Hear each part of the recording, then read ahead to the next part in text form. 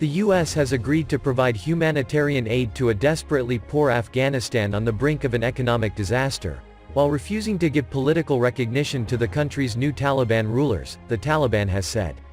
The statement came on Sunday at the end of the first direct talks between the former foes since the chaotic withdrawal of U.S. troops at the end of August.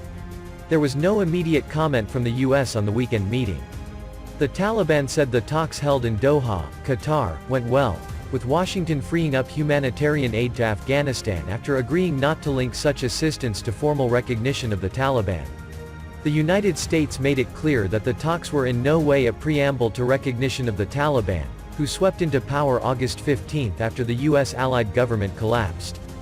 Taliban political spokesperson Suhail Shaheen also told the Associated Press that the movement's interim foreign minister assured the U.S. during the talks that the Taliban are committed to seeing that Afghan soil is not used by militants to launch attacks against other countries.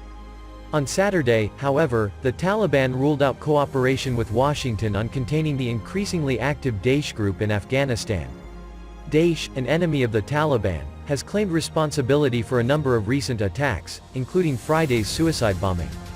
Washington considers Daesh its greatest terrorist threat emanating from Afghanistan.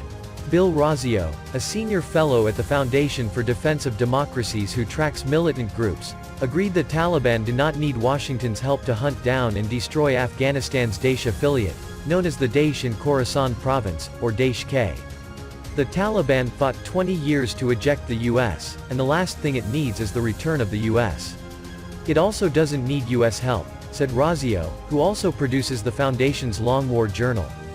The Daesh affiliate doesn't have the advantage of safe havens in Pakistan and Iran that the Taliban had in its fight against the United States, Razio said. However, he warned that the Taliban's longtime support for al-Qaeda make them unreliable as counter-terrorism partners with the United States. The Taliban gave refuge to al-Qaeda before it carried out the 9/11 attacks.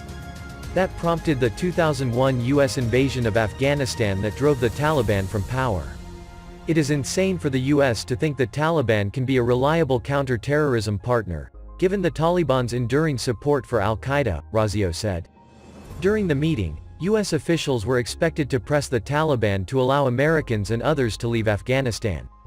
In their statement, the Taliban said without elaborating that they would facilitate principled movement of foreign nationals.